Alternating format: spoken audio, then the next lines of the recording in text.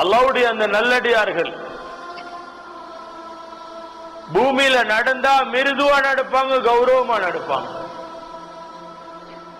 யாராவது மடையர்கள் தர்க்கத்துக்கு வந்தா சலாம் என்று ஒதுங்குவாங்க.